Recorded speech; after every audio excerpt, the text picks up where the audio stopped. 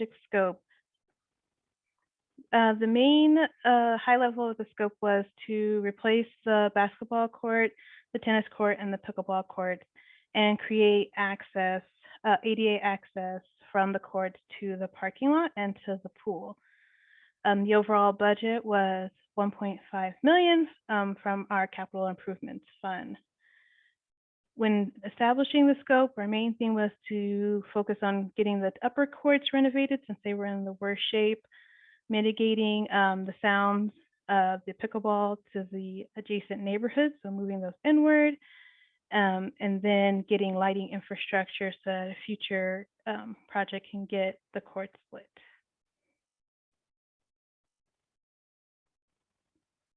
Here is our high-level schedule. As you know, we started outreach in Q1 2022. We're now kind of concluding outreach and going into design. We expect design to be complete third quarter 2022. And at that time, we can move into bidding and getting a contractor under contract. And then that will take us to the end of this year, beginning of 2023 to start construction, with anticipated end of construction to wrap up at the end of 2023 summertime.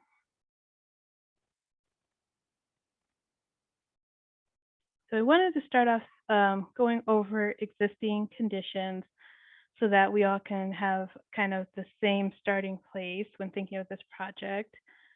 Currently at Congress Park, we have 7 tennis courts, 4 pickleball courts, and 1 full basketball court. We have these ADA walks currently that we're going to work on making ADA accessible. When we were establishing the scope for this project, we focused mainly on moving the pickleball inwards and then, really responding to the increasing interest in pickleball by adding another bank of courts. So then these 2 courts are anticipated to be pickleball, with this court changing into tennis again. Some of the constraints of the project is that we have a significant Denver water easement that goes through the upper courts that takes up most of this space. And then we do need to create ADA access from the courts to the parking lot and pool area. And that is the main challenge because we have significant grade changes from this court to the main upper courts, and then the lower courts to the upper courts. And then there's some, as we try and connect this walk, there's some grade changes too. And then the last constraint, which is, a good problem to have, is we have a lot of mature trees in the park. And so we want to make sure to work around those so that we keep those healthy.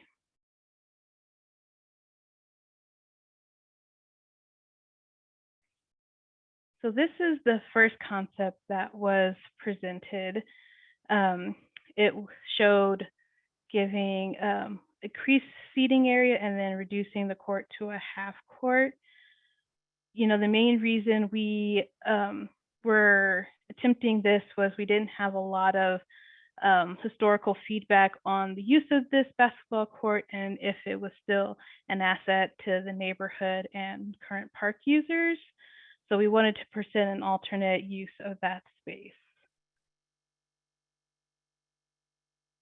Concept B has us with a full basketball court and a smaller seating area, potentially shifting the basketball court south so that we can get that seating area while including access for Denver Water to access their vault that is located in the north end of that court. Both concepts show having the pickleball courts near the maintenance shed, which is to the west, on the west end of the park. And then we have the proposed ADA parking and path here. And then we have this proposed ADA walk improvements here. Both of these options are included to get ADA access from the courts to the parking lot and to the pool area.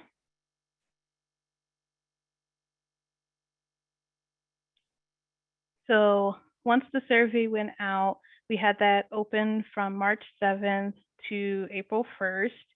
We got a lot of good responses and comments back, so we super appreciate you guys taking time to give us that feedback. We had 473 responses for the survey, so that was awesome. The clear preferred design was Plan B, which keeps the full basketball court, which is this last concept that we reviewed. So that's shifting the court south, potentially to still get some additional seating, but mainly keeping the full basketball court.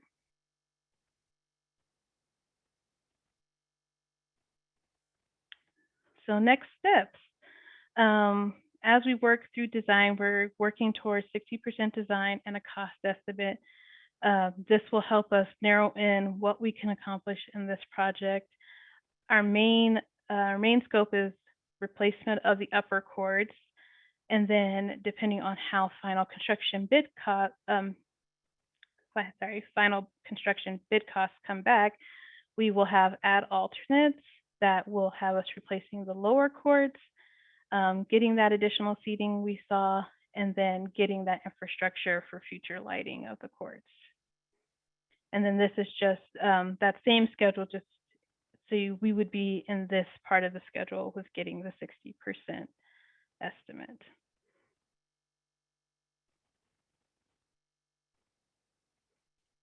So then we did want to go over some frequently asked questions, mainly questions we got from the survey, and then questions that were sent directly to us. But before we get into that, I just wanted to check in with Jay if there was anything else as far as the scope of the project that you think we should review.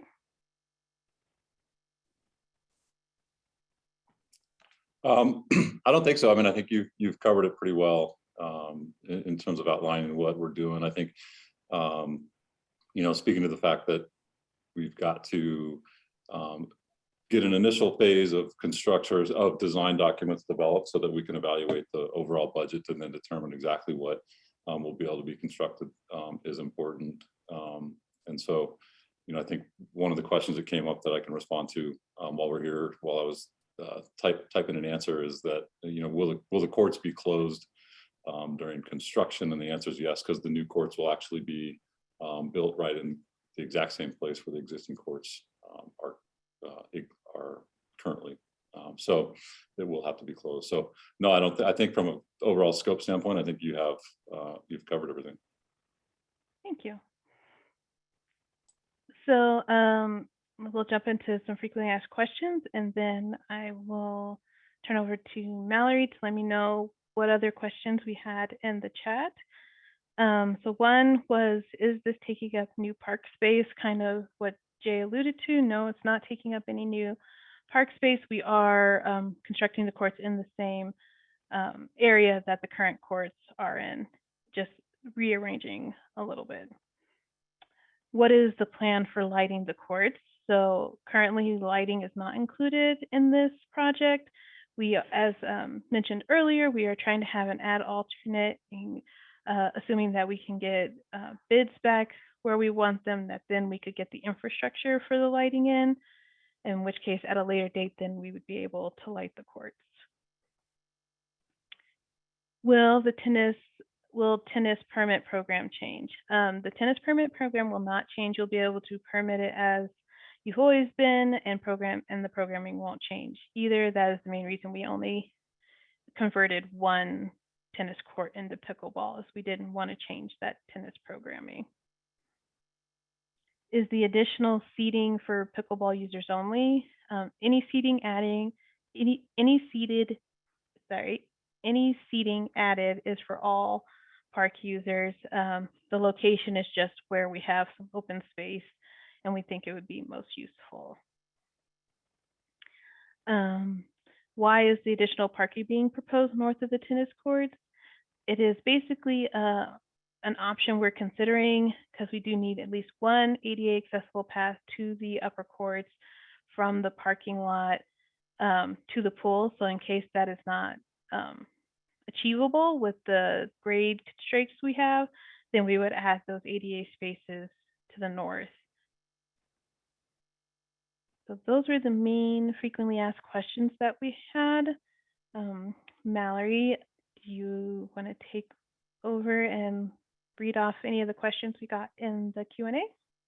Sure. One of our first questions is, why is the project capped with 8 courts only? And I imagine that is referring to the 8 pickleball courts.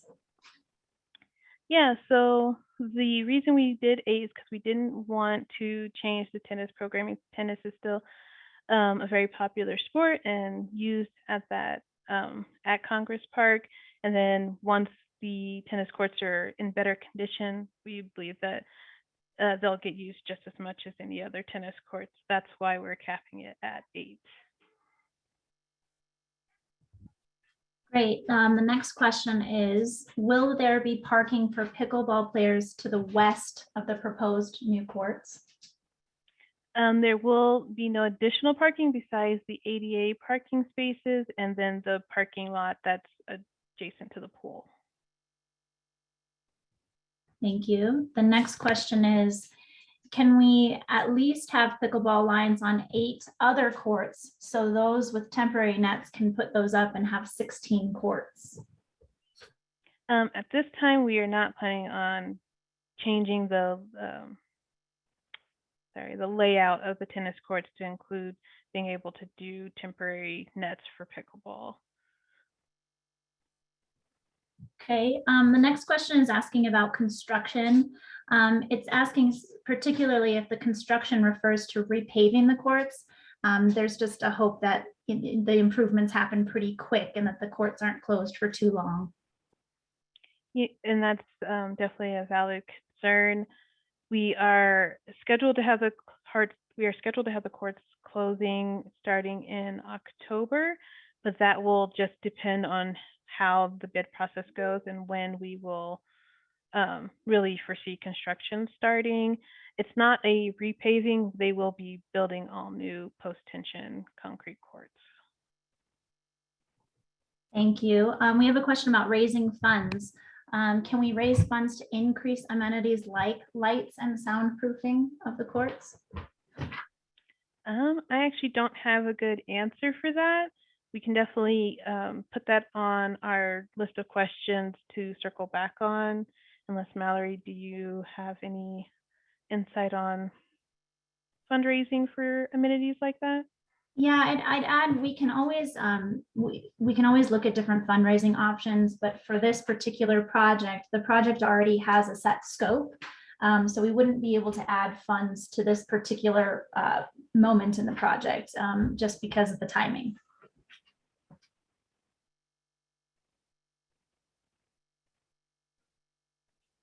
Okay, the next question is, let's see, I'm sorry, I'm going down and reading these. There's some questions about I'm sorry, it's scrolling. Okay, which months will the pickleball courts be closed? All the courts will be closed officially, I believe, at the end of October through next summer.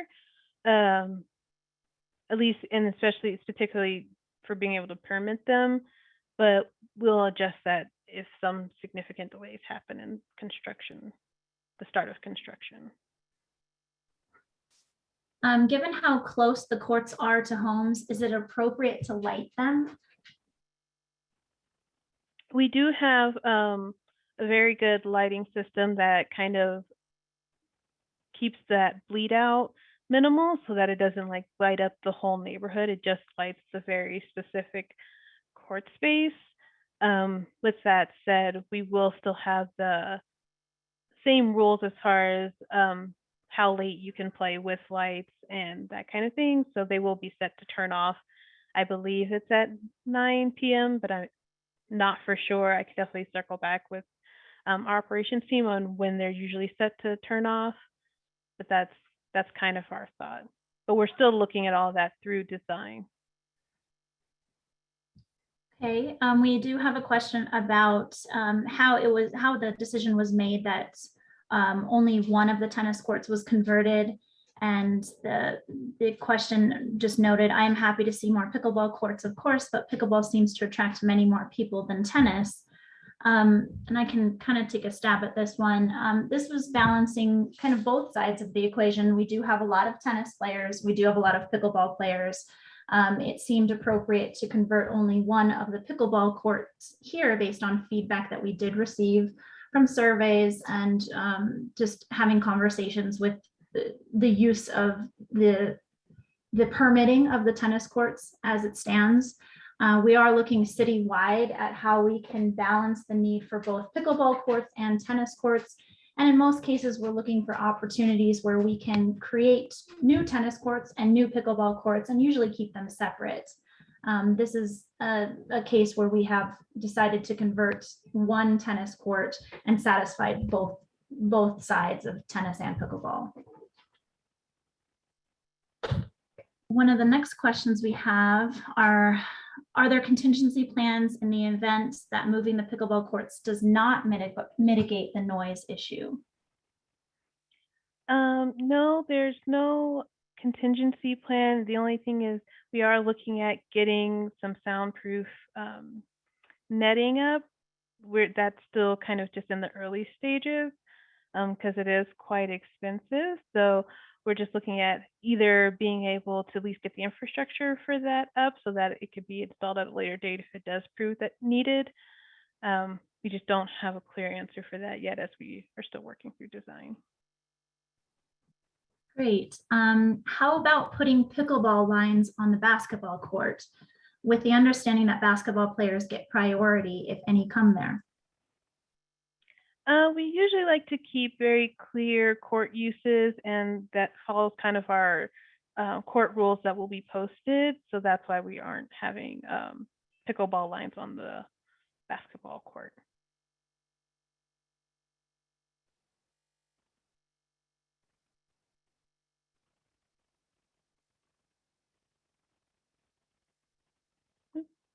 I can't hear you, Mallory, if you're talking.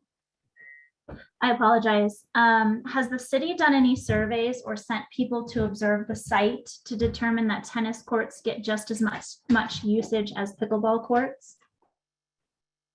Yeah, we do have a close monitoring, and we do know that the tennis courts are used. I don't know the specifics around that, but it was established a while ago that they still get pretty heavy use, and they'll get even more use once they're in good condition, playable condition. Okay, we have a question about, are there other courts so close to homes? And yes, in fact, we do have many cases where courts are close to homes. We have, in particular, Eisenhower Park, where we have also converted a tennis court to pickleball, and that is in very close proximity. In fact, I think it's even closer in some instances to the courts.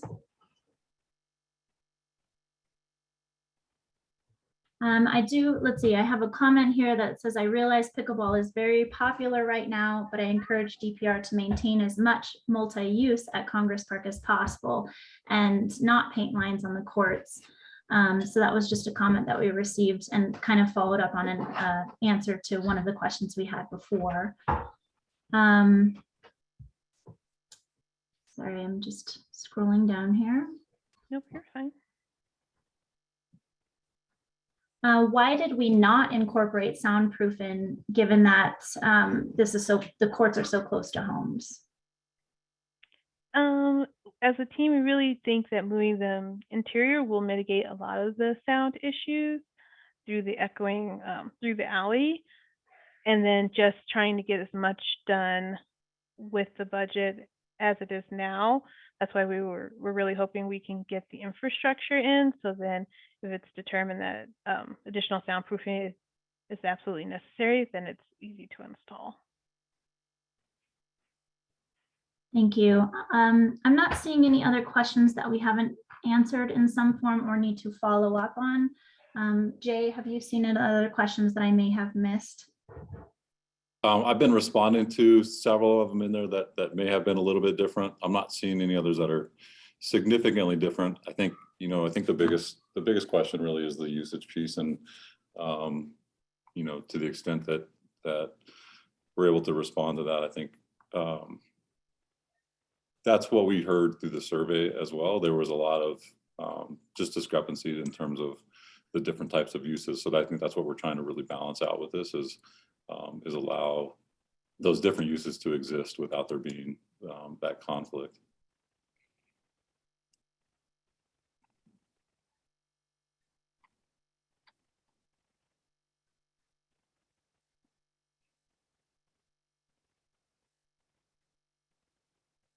There were some questions about just from a phasing standpoint.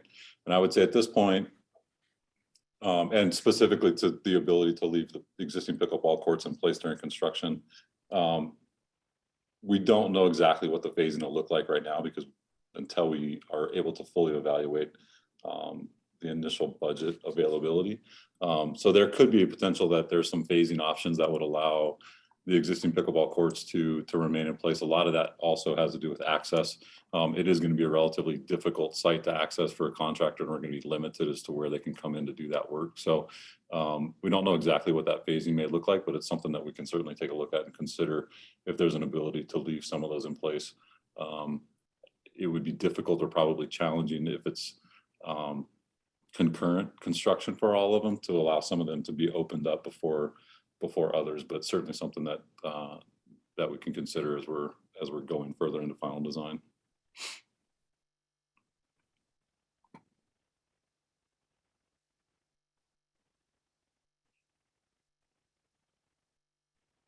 I have another question that came up about asking about toilet facilities. Will there be toilet facilities located there?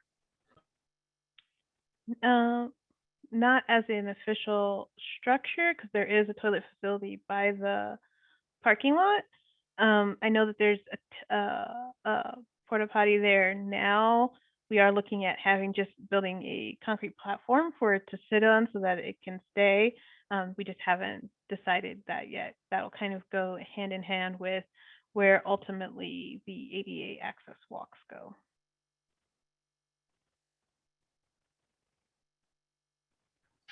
There's a question about where you can view the data that's been gathered. We have our open records data that can be requested, but we also have provided, I believe, the survey results. Mercy, is that correct? We have them here, and then we can, I guess I would have to maybe ping Laura after this meeting how we would normally release the overall survey results. Yeah, we can definitely get from this survey, we can get a summary of it online on our webpage. So on the website, Park Projects, we can get this up there as well as the recording from this meeting. Thank you.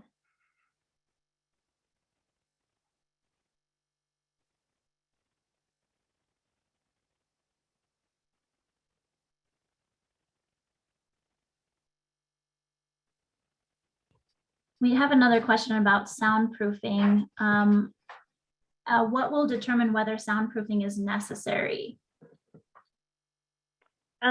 I think it'll be a kind of combination on how much has it been reduced from the current sound impacts, and then ultimately budget too.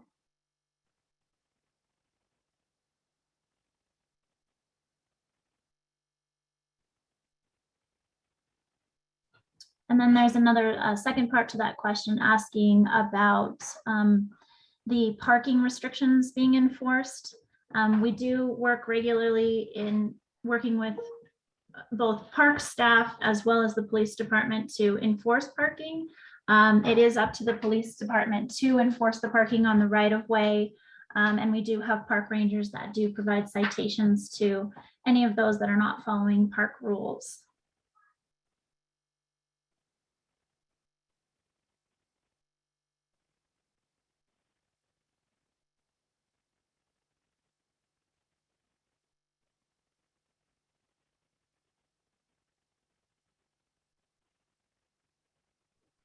We have another question about contributing to the final design. Will you allow any of the pickleball players to contribute to the final design? As people who play there often, we might have valuable insight for the design process. As we work through design, if we determine that another outreach is necessary, but the constraints of where they're going pretty much determines the size of the courts. If you're more so talking about adding pickleball courts, at this location, we don't feel like it's appropriate to add more, and that's kind of why we're having a bigger discussion within DPR on the best place to add more pickleball courts within the city overall as a larger plan.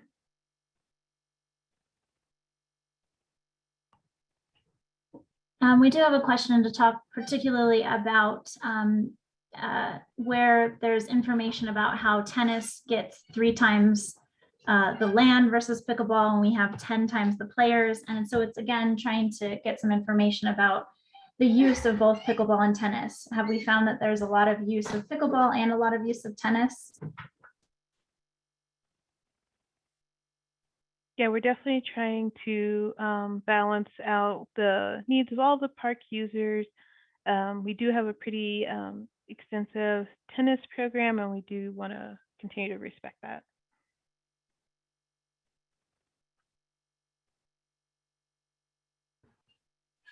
Will we have fencing between the courts? Between like each pickleball court, I assume is kind of the question. I believe that's the question. Currently, we are anticipating having like half fence between the 2 main pickleball courts, and then obviously the main fence around all the courts. At this point, it's not clear in the design if we'll have fencing between each bank of courts. Jay, do you have more insight on fencing? Yeah, I think, we've been taking a look around the city at some of the different options, and you'll see a lot of different variations on how that fencing is applied. And so I think that's, as we move into design, that's one of the questions that we'll be working with the department on, to determine exactly where we want to have fencing, especially as it relates to the pickleball courts, because you could really incorporate a lot more, or you could limit some of that. So we haven't defined that at this point exactly, but we do anticipate having some fencing in between these to be able to have some separation. And there's different ways to be able to approach that as well. So has not yet been finalized. Will the basketball court be lighted? Currently, none of the courts will be lit, but as part of the infrastructure that we are trying to get in, yes, that would be included.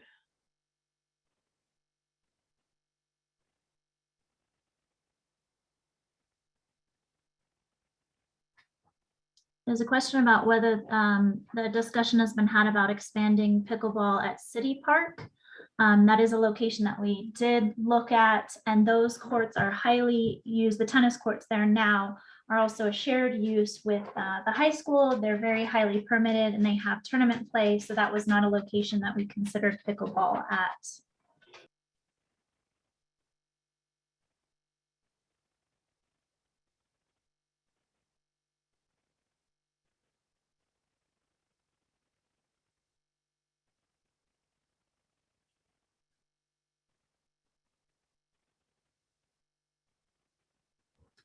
There's a question about whether there are other locations being considered. I imagine that's the question asking for pickleball in particular. Yes, there are other locations citywide that we're looking. We're trying to expand access to pickleball around the city. And as a result, another location where we're adding pickleball is Rosamond Park in an upcoming parks improvement project.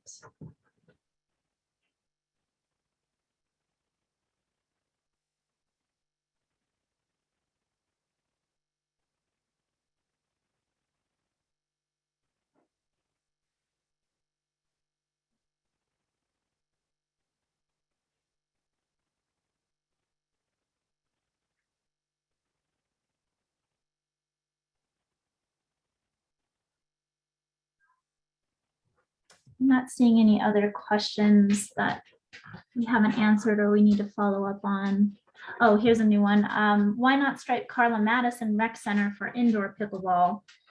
We do look at whether we can add some striping in our recreation centers, and that's kind of determined by the use. In some cases, we have some courts within our rec centers that are highly used for other sports. And in those cases, it's evaluated by the rec center, again, based on the programs that are run out of those rec centers. So I can't speak to Carla Madison in particular, but we can follow up on that one as well.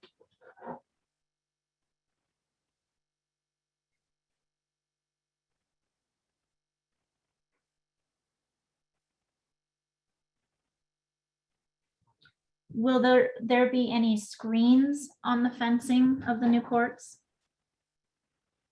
That has not been determined yet.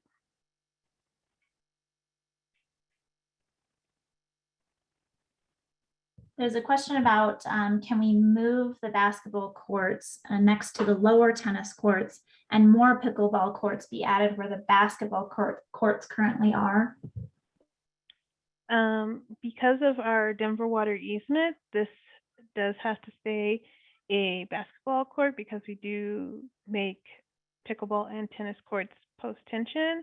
And then the basketball court will just be regular concrete because they do have the potential to have to access or demo partially this area if something were to happen to a Denver water line. So that is the primary reason for the basketball court's location here. We wouldn't want to damage any of the other pickleball or tennis courts because they wouldn't be easily repaired.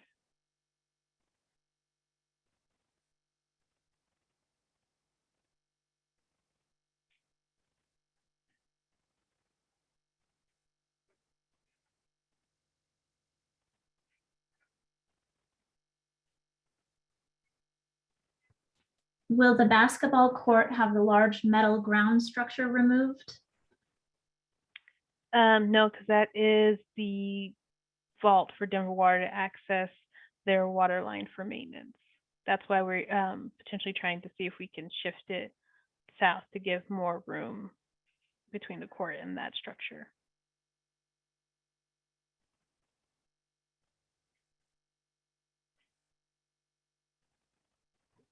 Can that vault be made more safe? I assume it's more in regard to that it kind of sticks up a little bit. That is a Denver water standard, so we could not change that. That would have to be Denver water changing that, and they have it at that elevation, you know, for their own safety reasons.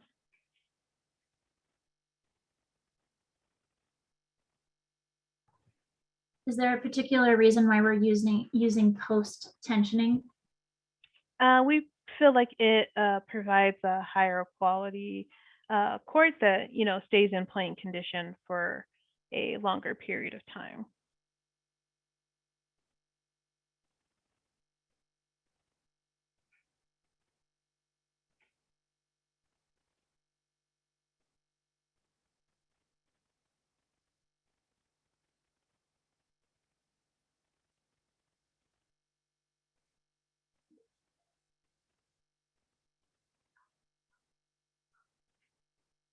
And then it looked like we just want to kind of reiterate that for the tennis to be programmed correctly for tournaments, you do have to have 6 courts. So that is also why we are keeping the 6 courts and not changing any more courts into pickleball or other uses, so that we can keep that tennis programming as it is.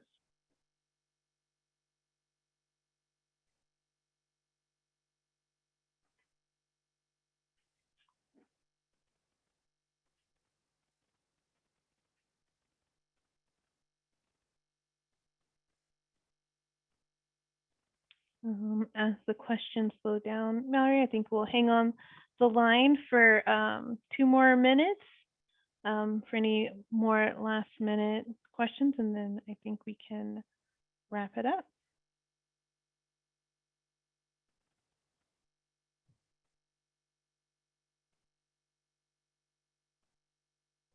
There's a question about putting in low divider fences between the courts to prevent the balls from migrating to other courts.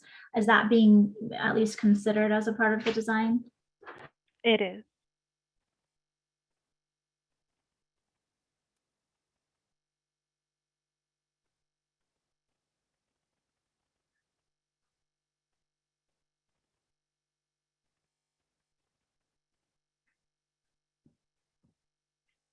I do see the questions are slowing down. We have some particular questions about tennis programming, but we can follow up on those.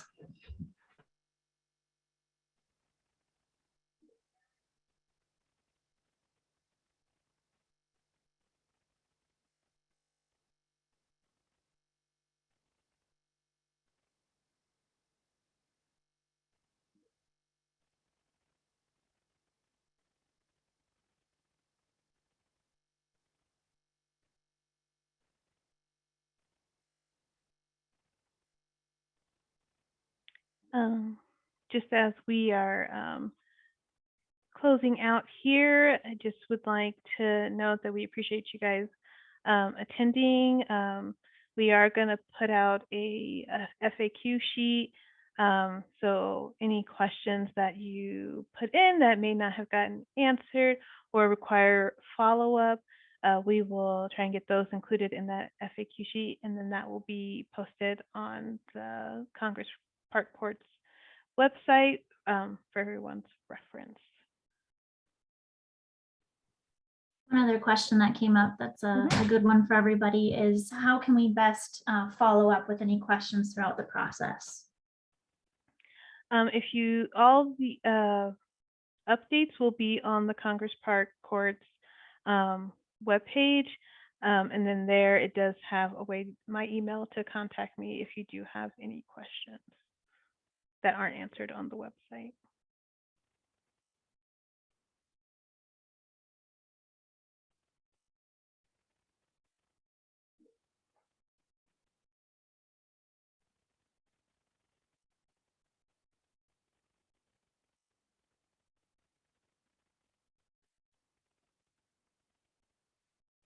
Well, it looks like we've gone through most of the questions. And like I said, anything that requires follow-up, we will try and get those included in the FAQ sheet and get that posted to our site. Just as a way to end things on a great note, as there's a lot going on at Congress Park, the pool is scheduled to open sometime this summer. So that's great news. And then the playground design is underway. So you will be hearing more about that as that goes through its own process.